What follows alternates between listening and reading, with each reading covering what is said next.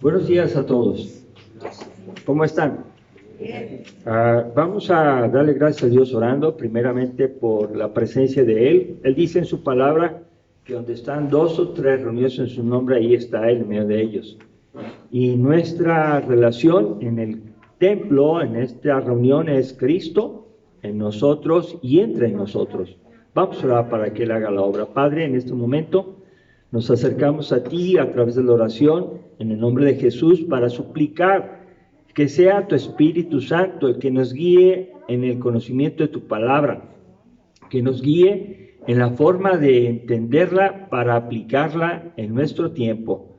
Te damos gracias, Dios, por tu misericordia mostrada día con día, por las respuestas a aquellas oraciones que se han puesto delante de ti. Y gracias, Señor, por lo que vas a hacer el día de ahora y nos vas a cuidar para que nosotros podamos servirte y extender tu nombre en todos los lugares donde tú nos has puesto.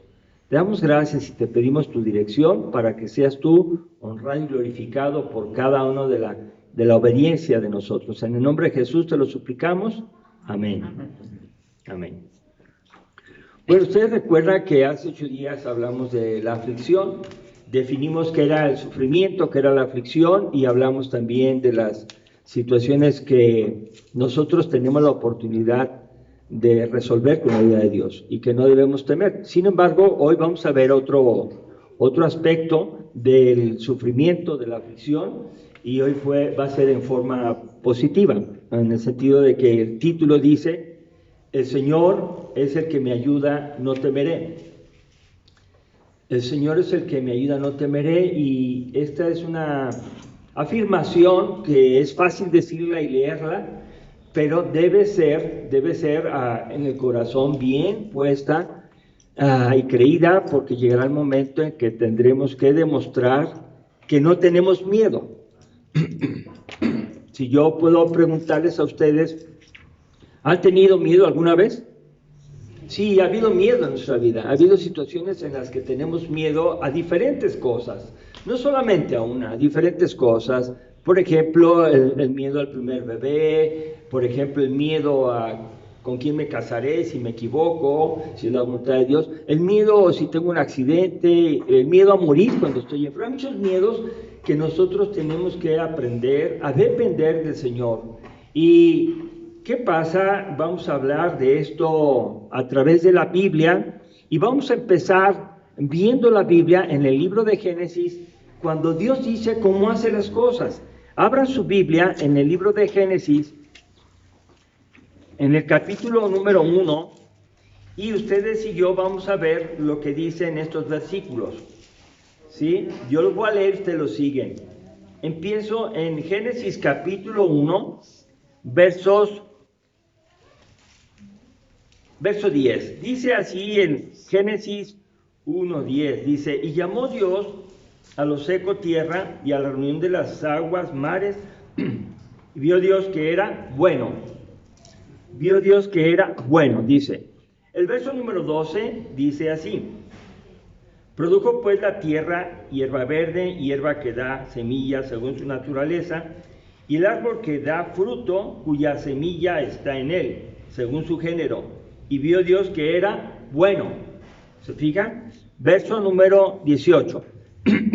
y para señorear en el día y en la noche, y para separar la luz de las tinieblas, y vio Dios que era bueno. Verso número 21. Y creó Dios los grandes monstruos marinos y todo ser viviente que se mueve, que las aguas produjeron según su género, y toda ave alada según su especie, y vio Dios que era bueno. Amén. Y vamos a concluir con el verso, otro más, el 25. E hizo Dios animales de la tierra según su género, y ganado según su género, y todo animal que se arrastra sobre la tierra según su especie. Y vio Dios que era bueno.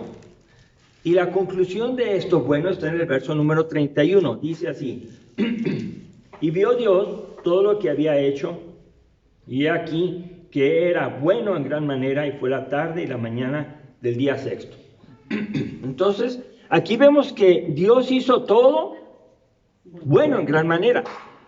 Ahora, la pregunta es, ¿el miedo es bueno o es malo?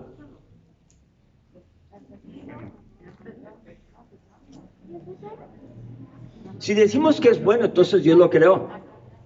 Y si decimos que es malo el miedo, decimos que ahí no está Dios. Dios no está actuando cuando hay miedo. O cuando alguien tiene miedo, algo refleja.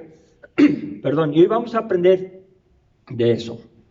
Si el plan de Dios es hacer todo bueno, entonces, ¿por qué existe el miedo? ¿Qué es el miedo? El miedo es lo que se siente al considerar que algo puede ser perjudicial o negativo, que me pueda ocurrir o que ya haya ocurrido y ya tengo la experiencia. El miedo es algo que te paraliza. El miedo es algo que te impide hablar. Inclusive a veces tenemos miedo de hablar porque al hablar nos van a entender mal y van a lastimar, te van a regresar. Entonces dices, mejor no hablo, tengo miedo. Tenemos miedo a veces de algún trabajo nuevo que nos están dando y yo no sé hacer eso. Y tienes miedo. El miedo entonces no es algo que es adecuado y no es el plan de Dios. Pero entonces, ¿de dónde surgió el miedo? ¿Por qué llegamos a tener miedo en estas generaciones actuales? Pues todo está en el libro de los principios. Cuando queremos buscar el origen de las cosas, vamos al libro de los orígenes, y es Génesis. En Génesis capítulo número 3, vamos a ver de dónde surge el miedo, y voy a empezar leyendo del 1 al verso 10, que ya conocemos. No lo voy a explicar todo, solamente voy a explicar algunos versos. Dice aquí en el Génesis 3, versos del 1 al 10. Pero la serpiente era astuta, más que todos los animales del campo, que Jehová Dios había hecho, la cual dijo a la mujer, ¿con que Dios os ha dicho, no comáis de todo árbol del huerto? Y la mujer respondió a la serpiente, del fruto de los árboles del huerto podemos comer, pero el fruto del árbol que está en medio del huerto, dijo Dios, no comeréis de él, ni le tocaréis para que no muráis. Entonces la serpiente dijo a la mujer, no moriréis, sino que sabe Dios que el día que comáis de él serán abiertos vuestros ojos y seréis como Dios sabiendo el bien y el mal. Y vio la mujer que el árbol era bueno para comer y que era agradable a los ojos y árbol codiciable para alcanzar sabiduría, y tomó de su fruto y comió. Y dio también a su marido, el cual comió así como ella. Entonces fueron abiertos los ojos de ambos y conocieron que estaban desnudos. Entonces cosieron hojas de higuera y se hicieron delantales.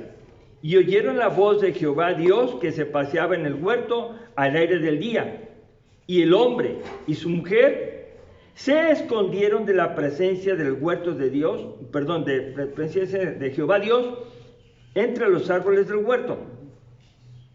Mas Jehová Dios llamó al hombre y le dijo, ¿dónde estás tú? Y él respondió, oí tu voz en el huerto y tuve miedo, porque estaba desnudo y me escondí. Ustedes tienen la respuesta ya. Yo creo que Dios les está hablando a través del Espíritu Santo y a través de la Biblia. ¿Por qué inicia el miedo? ¿Por qué? Porque se dieron cuenta de algo que era el bien y el mal, y entonces se dieron cuenta que habían desobedecido y tuvieron miedo de Dios. Antes, en la obediencia perfecta que Adán y Eva tenían, no había miedo. Estaban felices. El miedo surge cuando se escucha un mensaje diferente.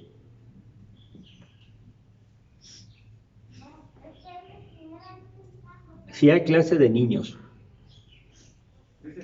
Entonces, déjeme decirle, cuando Dios dice algo y tú decides obedecerlo, está bien. El miedo no debe estar ahí. Sin embargo, aún eso nos da miedo. Porque eso Eso sucedió en el huerto.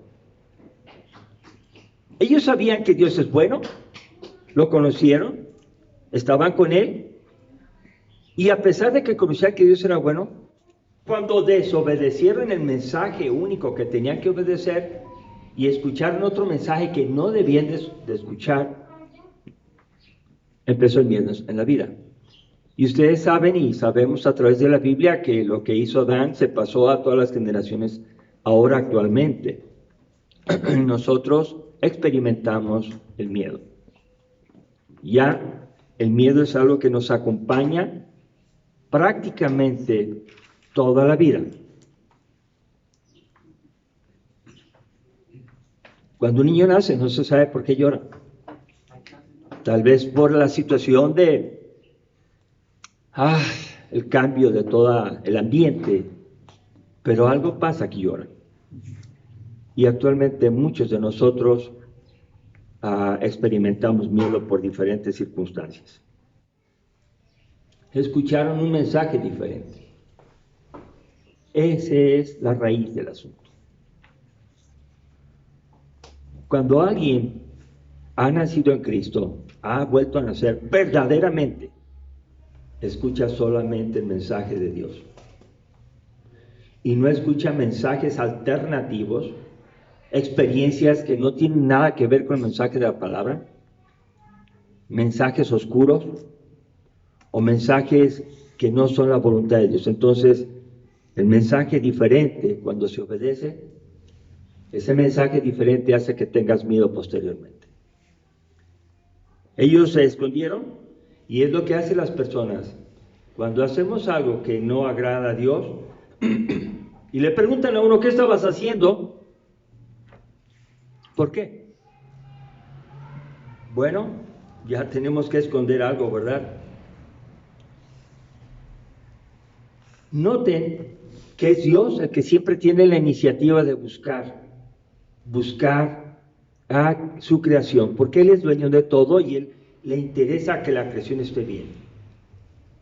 Dios no está de acuerdo con que la creación esté mal. No, Él no tolera el pecado. Dios lo que quiere es que su mensaje sea escuchado. Y cuando nosotros nos escondemos como Adán, Él va y nos busca. Y ahí está. Hay una vocecita que nos dice, ¡ey, ey, ey! No lo hagas. O tú vas a hacer algo y tocan la puerta. Y tú dices, está bien. Pero hoy vamos a ver en las historias de la Biblia que varios de los patriarcas, en el caso de Moisés, que es considerado como profeta, él también experimentó miedo. ¿Y por qué experimenta miedo? Pues vamos a verlo, ¿por qué? Entonces, vamos a ir al libro de Números que teníamos hace un momento en la lectura, capítulo número 11, y vamos a agrupar en algunos títulos este pasaje que está amplio, y en Números capítulo 11, empezamos en el verso 1, y a ese le vamos a poner el título, la queja. La queja, el verso número 1, la queja. Cuando el pueblo de Dios se queja. Dice ahí en el verso 1, aconteció que el pueblo se quejó a Dios de Jehová y lo oyó Jehová y ardió su ira y se encendió en ellos fuego de Jehová y consumió uno de los extremos del campamento. El pueblo se quejó. El pueblo no estaba de acuerdo por algunas cosas que ellos consideraron que no estaban bien. Y entonces aquí vemos que Dios no está de acuerdo con que alguien se esté quejando de Él, con que alguien esté diciendo cosas que le están pasando porque está obedeciendo. Dios manifiesta ahí su ira y empiezan las personas a morir quemadas en una parte de donde estaban acampando. En el verso número 2, vemos una labor de Moisés tan importante como es interceder para que su ira, la ira de Dios, no continúe matando. Y en el verso 2 dice ahí, entonces el pueblo clamó a Moisés, y Moisés oró a Jehová, y el fuego se extinguió. El pueblo empieza a sentir el dolor, el sufrimiento, la aflicción, y entonces busca al siervo, al profeta que Dios había puesto, que es Moisés, y está diciéndole: Moisés, estamos sufriendo. Fíjense algo muy interesante. Hay una relación muy cercana entre el pueblo y el pecado, y cuando hay consecuencias, el pueblo se acerca a Dios a través de Moisés. Sabe a quién acudir y busca la ayuda con él, y en ese momento dice el verso 2 que el fuego se extinguió.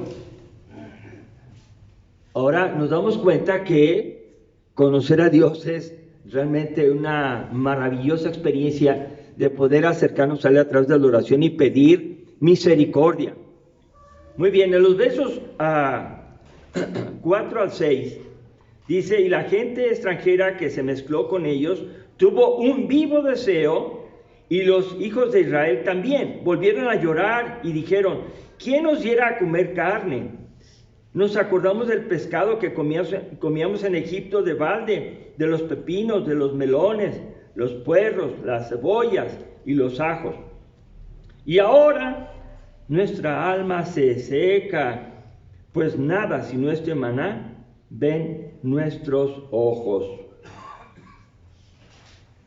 Quiero que se señalen ahí en su corazón, en la Biblia, donde quieran, y la gente extranjera.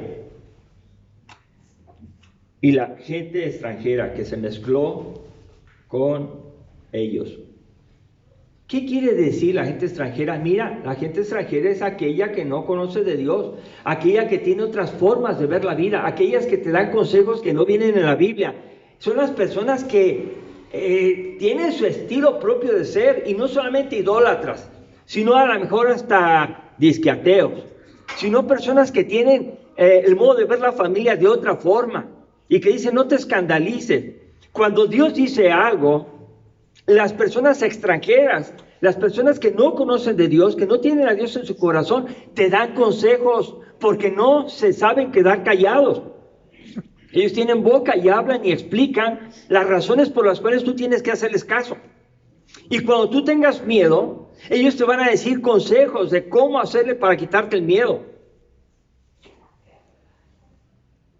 Entonces, las personas extranjeras contaminan el corazón de las personas que creen en Dios.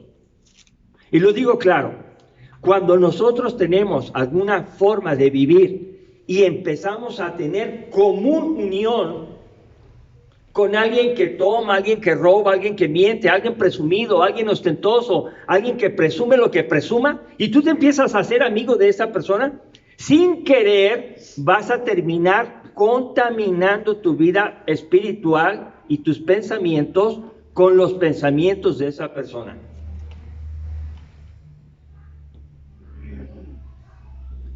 ¿Cómo explicar esto? Tú estás comiendo, estás tomando café o leche y se te cae. Esa unión mancha tu ropa. No puedes decir: no me hagas nada. Las cosas tienen su lugar.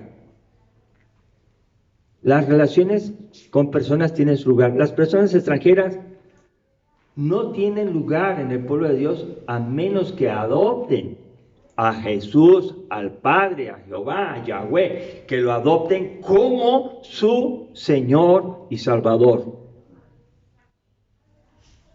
Y esto a través de los medios de comunicación se da muy fácil, ¿verdad? Los medios de comunicación, el dedito que movemos cuando tenemos un aparato, estamos ahí viéndolo, eso que vemos puede contaminarnos. Si tienes bueno, alguien dijo, y aquí está, dijo: en el internet está todo lo bueno y está todo lo malo.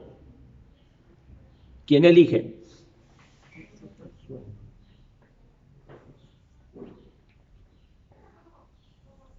Y con esos aparatitos, cuando tú buscas una información de tal tipo, ellos te regalan la propuesta de la siguiente, y te sugieren la siguiente. ¿Se han dado cuenta en eso? Si es bueno, te siguen sugiriendo lo que te gusta. Los extranjeros contaminaron con un vivo deseo al pueblo de Dios. Ya por sí es un milagro maravilloso recibir el maná cuando no hay que comer en el desierto, recibir agua cuando la necesitan. Y entonces podían ellos recibir esa como semilla de cilantro, y la molían y hacían una harina y luego hacían unos panes muy ricos, se me antojan. Y quiero decirles que eso era su alimento. Y ellos estaban completamente felices con lo que comían, porque procedía de Dios y era la dieta, era la alimentación que Él había propuesto para ellos. Pero ¿cuándo pensaron en carne? ¿Cuándo pensaron en carne? Cuando escucharon otro mensaje. Cuando dijeron, ¿sabes qué? Ya basta. Puro panecito no. ¿Cuándo comeremos carne? ¿Pero quién lo dijo? ¿El pueblo de Dios? No. Las personas extranjeras tuvieron ese vivo deseo y mancharon el corazón y el deseo del pueblo de Dios. Se impregnaron. Y también dice ahí la palabra de Dios que los hijos de Israel también volvieron a llorar y dijeron, ¿quién nos diera a comer carne? Queremos comer carne. Y se les quitó su felicidad y empezó la necesidad apremiante que quiero carne. Bueno, decían en el verso 5 que estaban dando pasos atrás, estaban recordando la vida de pecado, la vida de sufrimiento, de esclavitud que tenían en Egipto. Y añoraban, dice ahí varias cosas también, añoraban los pepinos, los melones, los puerros, no los conozco, las cebollas y los ajos. Y ellos querían estar allá, donde no solamente era el maná que descendía. Bueno, ellos estaban allí. Y luego dice el verso 6, dice, y nuestra alma, ¿qué dice? Se seca. Ya no estás satisfecho. Dios fue tu alimento a través del maná. Al estar tú comiendo lo que Él quería que tú comieras, estabas en comunión con Dios y todo va bien. Pero cuando ya escuchan ese vivo deseo que no corresponde y que no viene de Dios, ese vivo deseo se hace parte de ellos. Y dice que en el verso 10, ahora vamos a ver el llanto de las familias que provoca el enojo de Dios. Las familias empiezan a llorar, o sea, ya no solamente piden, ahora lloran. Dice, y oyó Moisés al pueblo que lloraba por sus familias, cada uno a la puerta en su tienda. Estaban como niños berrinchudos, como niños exigiendo algo que no era lo que Dios había planeado. Estaban despreciando a Dios y estaban aceptando las ofertas que les estaban diciendo y anhelaban tener algo, tenían ya avaricia, tenían apetito de otra cosa. Y ellos hacen que se encienda la ira de Dios. Dios tiene que responder cuando las cosas no se hacen como Él dice. Este es un principio ahí, claro, para que nosotros no busquemos escuchar cosas que Dios no quiere, porque vamos a aprender más todavía. Dios se enoja. Y dice ahí que no solamente a Dios le pareció mal, sino también a Moisés. O sea, Moisés dijo, híjole. Pero Moisés, ¿cómo responde? Ese es el aspecto de cómo respondemos cuando estamos en temor, estamos en problemas muy serios. Ahí vemos a Moisés que le dice en el verso 11, porque has hecho mal a tu siervo. Fíjense, el miedo te hace decir mentiras.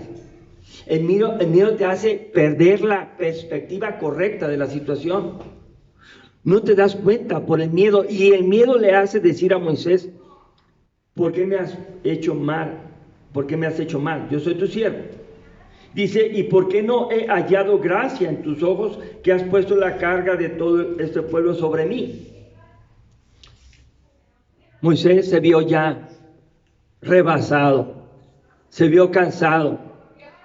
Todo iba bien y le daba mucho gusto tener pues una gran congregación a la cual dirigía con el poder de Dios, ¿verdad? De día la nube que les protegía del sol, de noche la columna de fuego, y todo era maravilloso. Pero cuando todo se daña ahí, y entonces las personas empiezan a llorar, a desesperarse, ella no sabe qué hacer, y empieza ahí a hablar. ¿Qué le puede pasar a Moisés? Lo que algunas veces pensaron hacer, que fue matarlo.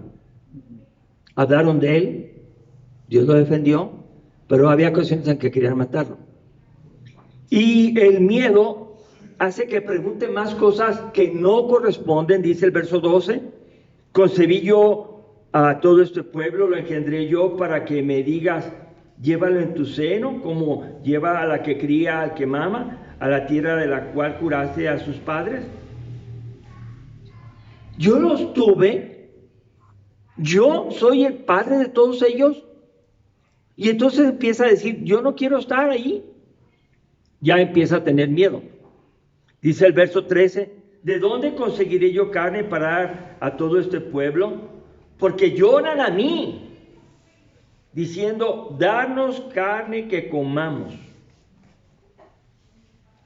El pueblo estaba muy sentido, muy contaminado. Y el pueblo decía: permítenos vivir el mensaje que nos han enseñado estos extranjeros. Permítenos ser como el mundo es. Déjame a mí ser como ellos son. Déjame sentir hambre de lo que ellos sienten. Yo también quiero. Y entonces el pueblo dejó su fidelidad a Dios y empezó a parecerse al mundo. Empezó a ser como el mundo. En la forma de alimentación, ahí estamos viendo. Y ustedes recuerden que también le hacían al asunto de la idolatría. Se fueron deslizando. Entonces el pueblo de Dios empezó a ir otro mensaje. Y a Moisés le dio miedo.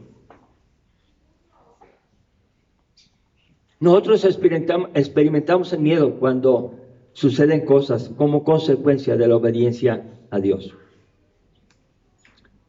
Si yo digo esto como Dios lo dice, se van a ir. Mejor no lo digo. Si yo digo esto, me va a gritar. Mejor no lo digo. Y cuando el pueblo llora, pues también nos conmueve. Vemos ahí claramente que Moisés está hablando sin razón. Dice el 14: no puedo yo solo soportar a todo este pueblo que me es pesado en demasía. No lo puedo soportar. El miedo ya lo estaba paralizando. Estaba diciendo: ya no voy a poder. Ya no quiero hacerlo. ¿Hasta dónde llega su aflicción, su dolor? Verso número 15. Y si así lo haces tú conmigo, yo te ruego que me des muerte. Si he hallado gracia en tus ojos y que yo no vea mi mal. ¿Hasta dónde llegaba el miedo? Es decir, quedarme entre este pueblo que ya está desviado, que está escuchando otros mensajes. Mejor mátalo. Él pensaba: si yo me voy con Dios, si Él me lleva a su presencia por la muerte, voy a estar mejor con Él. No quiero estar viviendo aquí. Esa es la aflicción de Moisés. Y en el verso 21 y 22 vuelve a decir sus dudas. Dice: entonces dijo Moisés: 600,000 de a pie es el pueblo en medio del cual yo estoy, y tú dices, les daré carne y comerán un mes entero. Se degollarán para ellos ovejas y bueyes que les basten, o se juntarán para ellos todos los peces del mar para que tengan abasto. Pensaron, ¿tú podrás o se podrá hacer esto para alimentarlos? Son más de 1 millón de personas que tengo ahí que alimentar. Y el miedo le hace perder la visión clara de quién es Dios y ya piensa, no, es que esto es realmente grandioso, imposible. No, Moisés está perdiendo totalmente la razón. ¿Por causa de qué? Del miedo.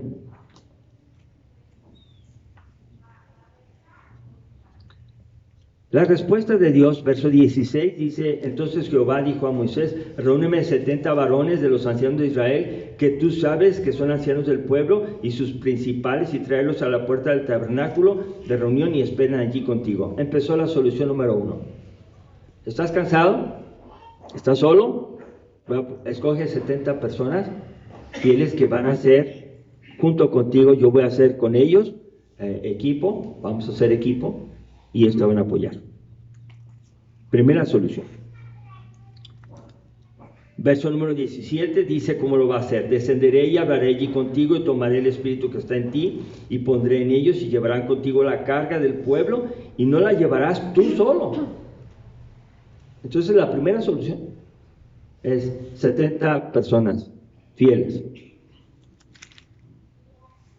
¿Las hay en la iglesia? Claro.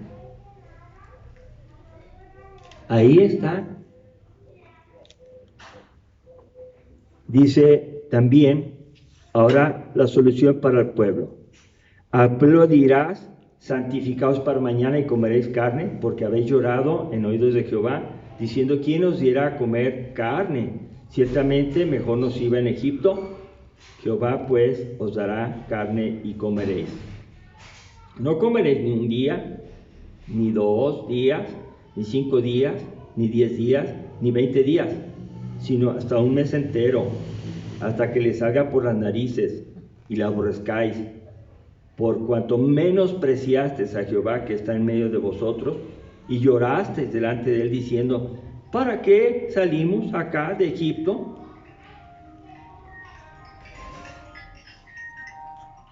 Dios va a contestar su oración y le va a decir, apártense del pecado, santifíquense y van a comer carne. Pero Dios ya está hablando como una ironía.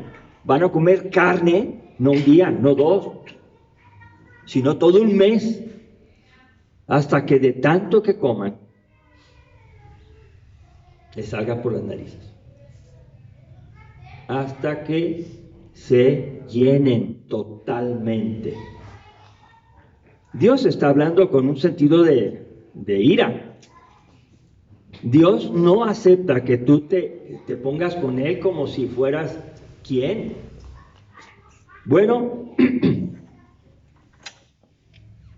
verso 23, la respuesta también dice, entonces Jehová respondió a Moisés, ¿acaso se ha cortado la mano de Jehová y ahora verás si se cumple mi palabra o no? O sea, ¿crees que Dios no tiene fuerza para hacer eso?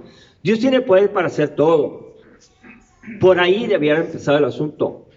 No debieran de estar pidiendo lo que no deben pedir, pero sin embargo se van a dar cuenta. Y todo lo que sucede ahí es maravilloso porque Dios desciende y manda al Espíritu Santo y llena a los 70 varones y llena a otras 2 personas que se quedan en el campamento, Eldad y Meldad, y ellos son vistos con mucho gusto, pero también con celo, y van y le dicen a Moisés, le dicen, mira, hay otros 2 que están ahí en el campamento llenos de Dios, profetizando, y le dice, no, los detenemos, no, ojalá y toda la congregación profetizara. ¿Qué quiere decir? Ojalá y toda la persona dependiera de Dios. Entonces ya estamos viendo la solución para aquellas situaciones en las que el mundo ha contaminado nuestro pensamiento y nos ha hecho pensar que necesitamos más y más y que lo que necesitamos es más y más.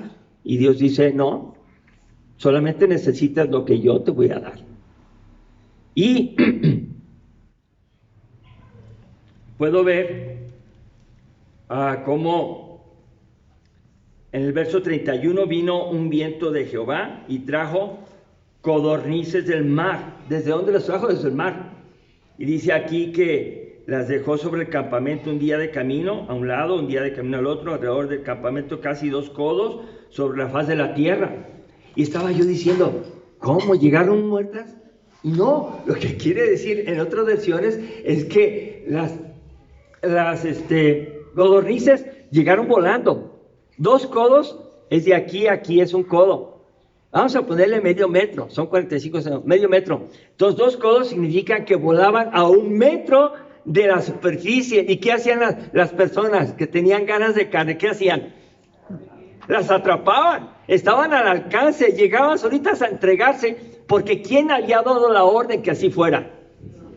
Y se dan cuenta que hay maneras de pedirle a Dios, hay maneras y formas de suplicarle, y algunas veces de ordenarle. Ahí están las consecuencias. Queremos carne. Bueno, van a tener carne, y ya sabe cómo lo iban a hacer. Entonces ellos, dice aquí en el verso 32, recogieron 10 montones, las tendieron para ir así a lo largo del campamento. Cuando yo leía tendieron, yo dije, pues, ¿qué están haciendo?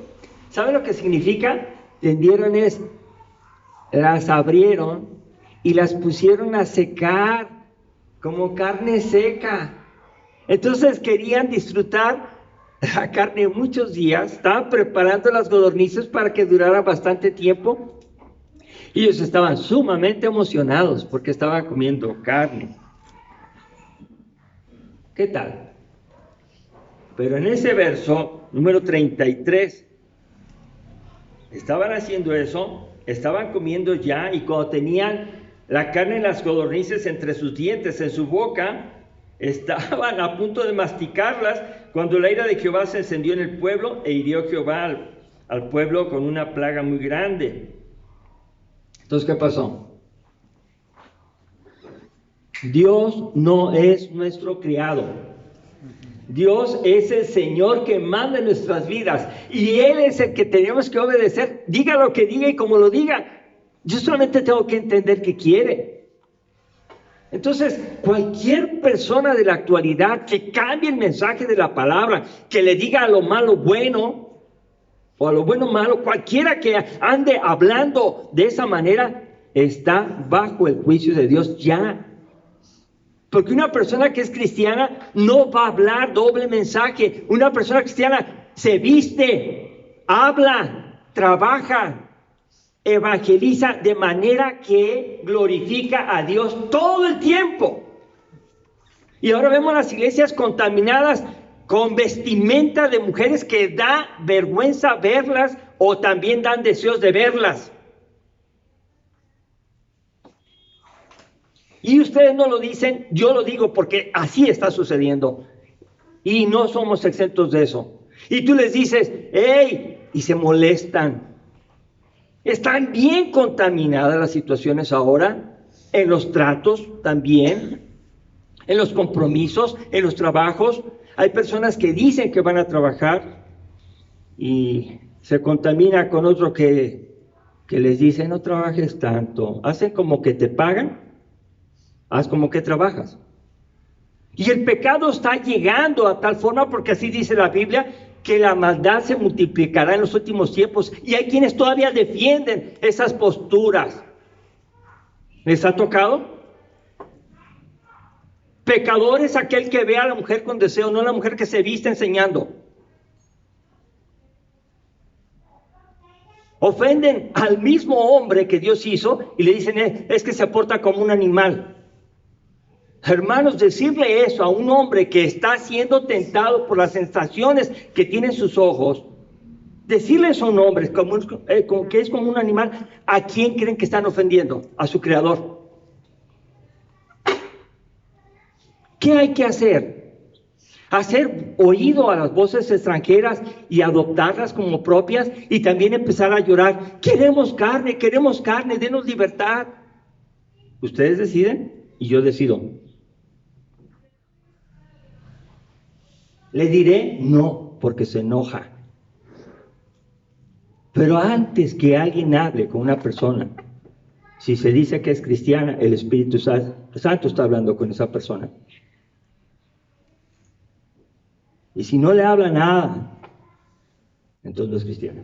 Si no tiene una vocecita que le dice, hey, ¿qué estás haciendo? Quiero concluir con un pasaje que nos enseña ahora en el Nuevo Testamento. Eso fue en los tiempos de Moisés. Y esa fue un final triste, porque la gente que deseaba carne, que se contaminó, que anheló ser como así se vivía en los extranjeros, fueron muertos. Una plaga muy fuerte y murieron. O sea, Dios no está cerrando los ojos a los asuntos, aunque el ser humano tarde en responder y se le juzga así, es que eres muy radical. Jesús fue más radical que nosotros y murió por eso. Vamos ahora a un pasaje para nosotros. En Hebreos capítulo 13, versos 5 al 6. Hebreos capítulo 13. Y vamos a ver qué traducimos para nosotros, qué interpretamos de esto, porque hermanos, el tiempo está cerca, Cristo viene y cada día la maldad se está multiplicando en todos los sentidos. Antes era esperar una llamada, ir a contestar cuando te dijeran, ahora ahí lo tienes, en tu mismo celular, en las pantallas, ahí está. Hebreos capítulo número 13, versos 5 y 6. Dice así: sean vuestras costumbres sin avaricia, contentos con lo que tienen ahora, porque Él dijo, no te desampararé ni te dejaré. De manera que podemos decir confiadamente, el Señor es mi ayudador, no temeré lo que me pueda hacer el hombre. Está claro. Que nuestras costumbres sean sin avaricia. No deseas lo que no tienes. No deseas lo que ven tus ojos. No te contaminas de aquello que te ofrecen y que no es la voluntad de Dios. Sean sus costumbres sin avaricia. La avaricia no es una cualidad, es un pecado. No te contamines con ese pecado y dice, debes estar contento con lo que tienes ahora. Lo que tienes ahora, que te alegre tu corazón. Si mañana tú ganas más, que te alegre tu corazón mañana. Y si mañana ganas menos, que te alegre tu corazón con lo que ganas. Sé contento con lo que tienes. No dice que no prosperes, dice que aprendas a estar contento con lo que tienes cada día. Y Dios te va a bendecir, disfrútalo. Dios te va a limitar, disfrútalo, porque es para tu bien, porque es el proveedor. Dice aquí claramente, no te desampararé ni te dejaré. Ellos andaban en el desierto, se sentían terriblemente abandonados con la presencia de Dios, y no es que se sentían, es que estaban escuchando otros mensajes. Y las personas de ahora tenemos que aprender a que Jesús está con nosotros todos los días. ¿Hasta cuándo? Hasta el fin del mundo. Y entonces yo, ¿por qué razón no voy a ser feliz? ¿Qué me falta? ¿Me falta algo? No te falta nada. Tienes todo lo que necesitas. Trabaja, pero no seas avariento. Comparte, está bien, gracias a Dios. Dios te da, comparte. Ayuda al que tiene verdadera necesidad. Bueno, dice aquí, de manera que podemos decir también confiadamente, el Señor es mi ayudador. ¿Quién alimenta? Dios. Provee fuerzas, provee alimentos y tenemos todo lo que necesitamos para vivir y comer. Bueno, vemos ahí claramente cómo Él es mi ayudador, y luego dice aquí, no tendré miedo. No va a haber aflicción en mi vida por nada. Por nada. Yo voy a hacer la voluntad de Dios, pase lo que pase. ¿Es cierto o no es cierto? Tenemos que hacerlo. El mensaje de Dios para la iglesia ahora es, sé fiel, sé fiel, sé fiel, en medio de tantas ofertas de pecado. Esto es una realidad que tenemos que aprender, a que el Señor es nuestro ayudador y que no debemos tener miedo lo que pueda hacer el hombre. No hay nada que temer. Así las personas te amenacen y te digan que vas a perder muchas oportunidades por no hacer lo que ellos hacen. De ahí vienen los problemas de persecución reales. Cuando tú tomas una postura de fidelidad, hay personas que son infieles y te invitan a ser infieles y tú sabrás. Conclusión. Dios es fiel y no falla nunca. No demos lugar a la aflicción como el pueblo de Dios, como Moisés. Creamos a Dios y vivamos sin ningún temor, hablando con Él cuando sea necesario y tengamos aflicciones. Es algo que también me gusta. Antes de tomar una decisión que te aleja de Dios, platica con Dios y dile, dame fuerzas porque estoy siendo tentado. Ve con Dios y platica. Vamos con Dios y vamos a decirle, estoy siendo invitado a hacer algo que no se debe. Entonces Él va a contestar, porque Dios contesta. ¿Se dieron cuenta que Dios observaba todo y escuchó todo y dijo, oí que lloraron porque les faltaba carne, van a comer carne, pero van a morir? Eso no se los dijo, eso les sucedió. Filipenses 4, 6 y 7. Nos ponemos de pie y lo leemos juntos. Filipenses 4, 6 y 7. Cuando nosotros tenemos aflicciones, cuando tenemos situaciones de necesidad, a veces decimos extrema. Dice la palabra aquí en Filipenses 4, 6 y 7. Por nada estéis afanosos, sino sean conocidas vuestras peticiones delante de Dios en toda oración y ruego con acción de gracias. Y la paz de Dios, que sobrepasa todo entendimiento, guardará vuestros corazones y vuestros pensamientos en Cristo Jesús. Padre, te suplicamos que nos ayudes a depender totalmente de tu voluntad, a grabarnos en el corazón el mensaje y a tomar la decisión de obedecerlo, aunque hay quienes nos inviten a hacer cosas que son toleradas y que traen daño, traen pecado en nuestra vida. Fortalécenos, Señor, y gracias por el mensaje de tu palabra que nos anima, nos fortalece para entender lo que pasó en los tiempos de Moisés y lo que ahora quieres que pase en nosotros, que estamos también siendo tentados, estamos siendo invitados para hacer cosas que no corresponden a tu reino. Señor, bendice tu iglesia para que sea fortalecida en los momentos de tentación y que podamos ser fieles, Padre, para que no tengamos que escondernos de tu presencia por el miedo que nos causa el haber desobedecido. Perdónanos, Señor, restáuranos y haznos estar cada día más y más cerca de ti, en obediencia sencilla, en humildad verdadera, de una actitud que tú seas glorificado por medio de la gente que ve nuestra vida. Señor, ayúdanos, porque sin ti y separados de ti, nada podemos hacer. Te lo suplicamos todo en el nombre de nuestro Señor Jesucristo. Amén. Amén. Dios bendiga, hermanos.